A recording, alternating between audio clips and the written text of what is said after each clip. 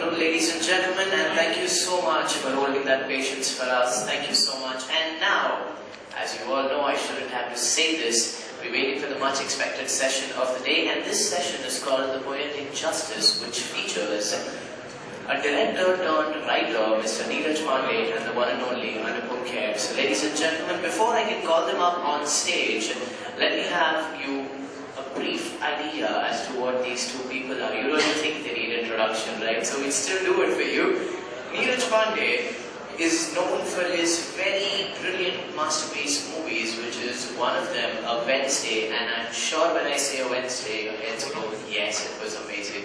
His second movie, Special Chappies, was on, and now he's written a book which is called Carnival Danger, and this is the launch of that book today, right here in front of you. So ladies and gentlemen, I'd now like to invite the one and only Neeraj Pandey, the director turned writer, on stage. And that is literally Carnival 2013. Let the applause be on till the time he's up here. Ladies and gentlemen, a bigger round of applause. And yes, not to mention, don't forget, the one and only Anupam Kher with us. I haven't quite given a detailed information and an introduction to Anupam Kher, sir, so do we really want that? Yeah? Okay, just give an introduction, since that's the work that we do. Anupam Kher has been an Indian movie actor, as we don't know for sure. He's been acting over 470 movies and over 100 dramas. He's been as this reads, he's been in a Hollywood movie 2013, which was Oscar nominated, Silver Linings Playbook. He's held the post of chairman of the Censor Board and the National School of Drama in India, and this unbelievable moment is here for all of you. He's right here in front of you. Another big round of applause for Anupam Kher and Neeraj Pandey. This is going to be the official place where Neeraj Pandey launches his next book, or rather the first book that he's written, Carnival Danger. So it's over to you, sir. Over to you. Thank you all for coming. I would like to start the proceedings by first asking Mr. Kher to just read a small excerpt from the book, and then we'll take questions on this. Thanks.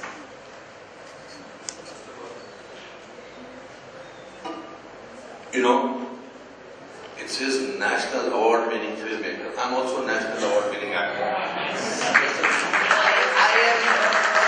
am now going to read the entire brief that I have.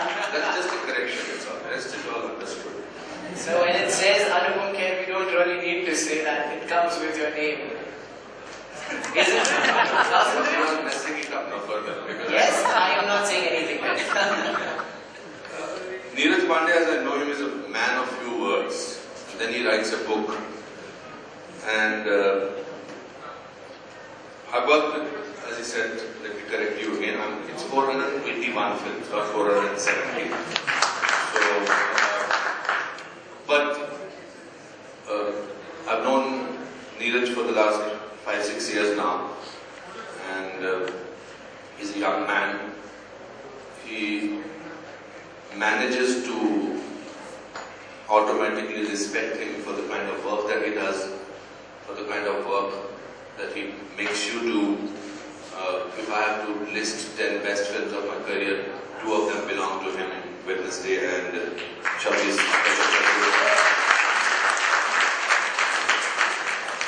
But reading excerpt, he's telling me not to praise him. So it's okay, now it's me, Mike is with me. Let me praise you because I believe in it and I want to do that. So you please don't stop here. Okay. So he gave me a chapter to read a few days back, and I was completely mesmerized by his scripts are very precise, and what he writes he shoots, and that's the film. Whenever an actor reads a book, he thinks that okay, there is a role for me. So I have a feeling that there is a role for me in this film. That's my basic reason to come here and read all these excerpts. It's Carnival Danger. I'm reading chapter 2, page 13.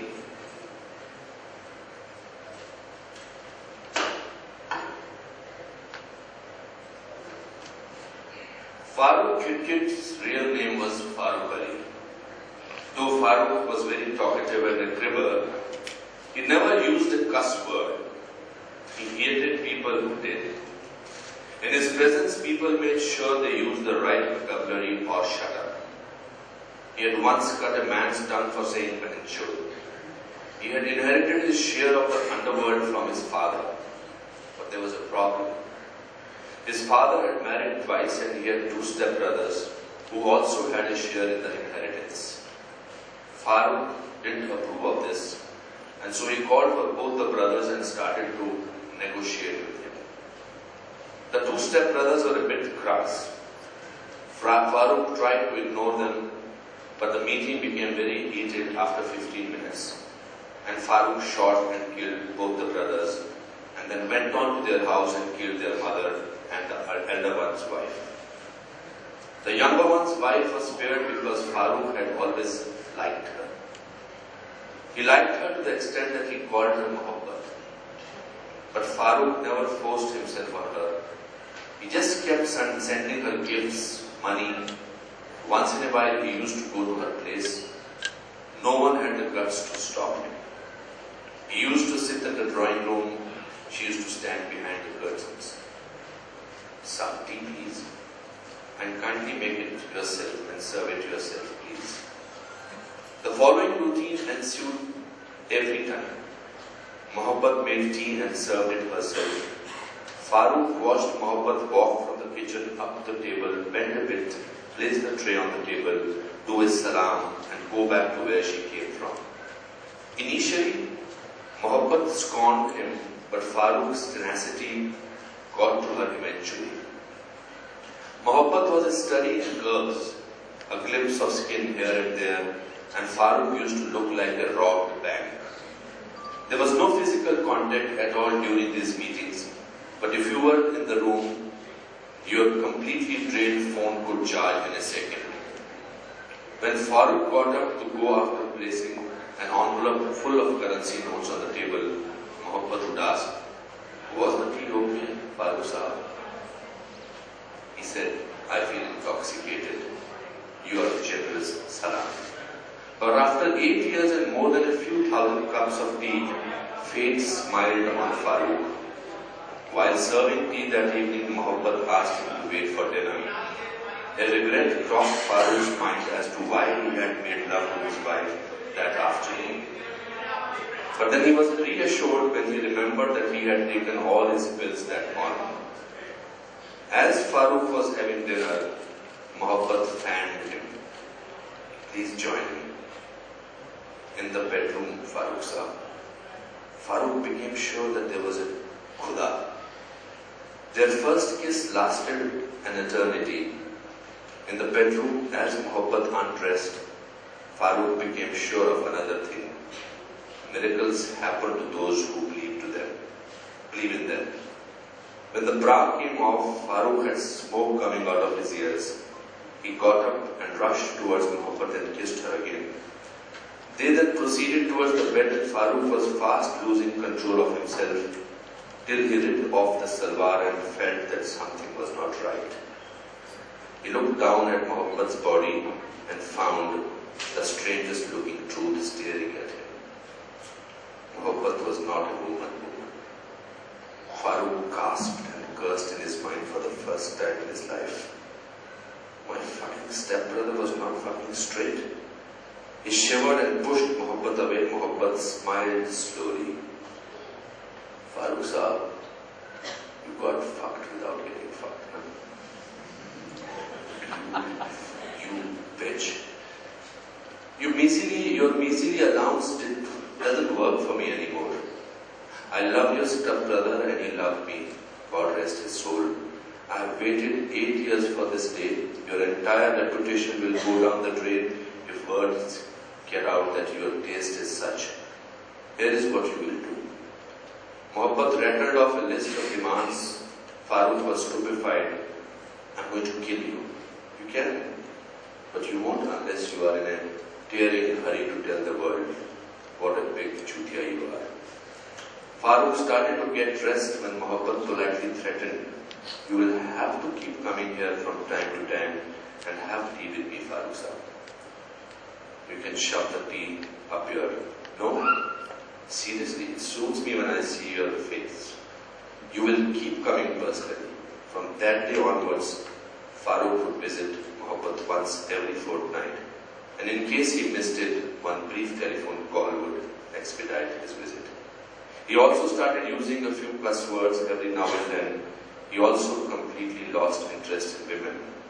How Farooq Ali became Farooq Kid is, however, not that dramatic a story, even though it was one of Farooq's favorite. Thank you.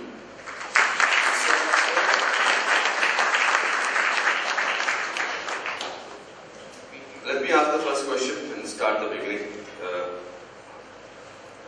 You have written scripts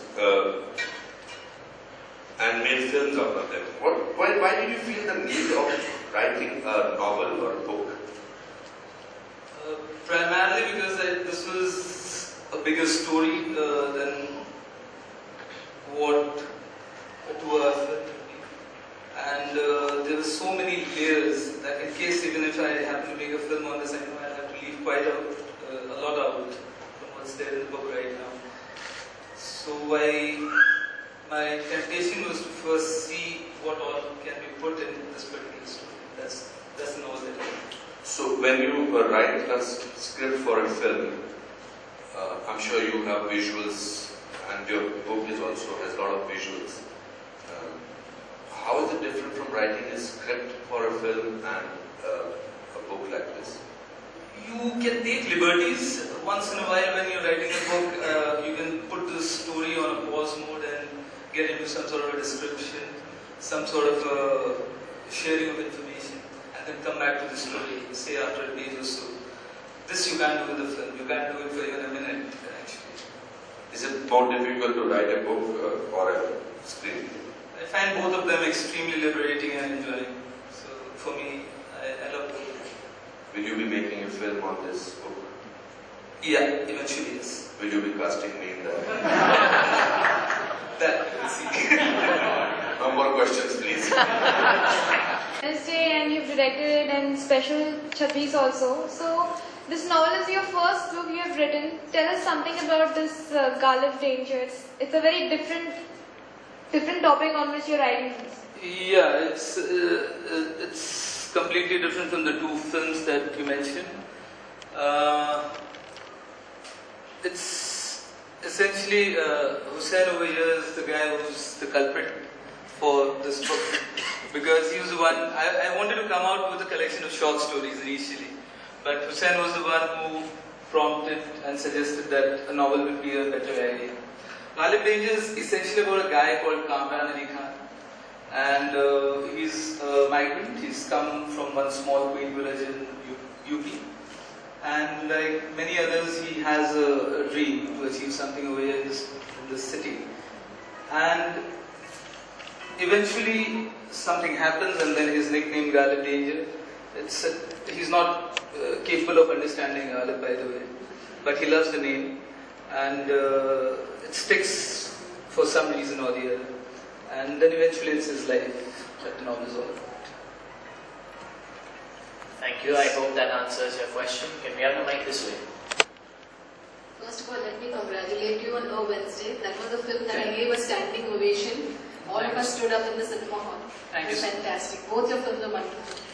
What I understand is that you're from Calcutta. Ji. So is this a book about underworld of Mumbai or Cal? No, Mumbai. So how did you manage that? I know you just mentioned, but I mean to get into the intricacies and details. It's part of our job as a writer, I'm afraid. We've got to go into research, we've got to do basic research in case you want to tell a story related to any such space or time, whatever. So it's part of research. So you had a script in mind, and that's why you did it, because the story wouldn't have come naturally to you, because you don't belong to Mumbai. Stories come naturally to me, the setting doesn't. Yeah. So, I mean, one has to then find a relevant setting to that particular story. But stories do come naturally to me. Thanks. We're looking forward to Thank you this. so much. Thank you. There. Alright, ladies and gentlemen, we also have Shreya with us in the hall. So can we have another big round of applause for Shreya that we missed out when she walked in. And there she has a question. Wednesday was a great film. I loved it. What I wanted to ask you is it more interesting to write a novel than write a story for a movie? Because you can go wild with your creativity, with your imagination when you're writing a novel, because there's no end to it. But when you're writing a script, there are these boundaries that you have to work around. There's only so much that you can show and so much that you can. I mean, you have to be somewhere right as to how it can be explained in cinema. So do you find it more fun to write a novel, or it doesn't matter? You actually answered it yourself, Shreya. Yeah, it is. It's more liberating when it comes to book. You can obviously do certain things which you will never be able to do in a film or achieve in a film. Yeah, so in that context, yeah, it's far more liberating than writing a movie script. Ladies and gentlemen, at this day, before we go for the next question, this day comes with loads and loads and loads of surprises. When I mentioned Shreya, we forgot the fact that we also have Mr. A big round of applause for this fabulous actor that Bollywood has.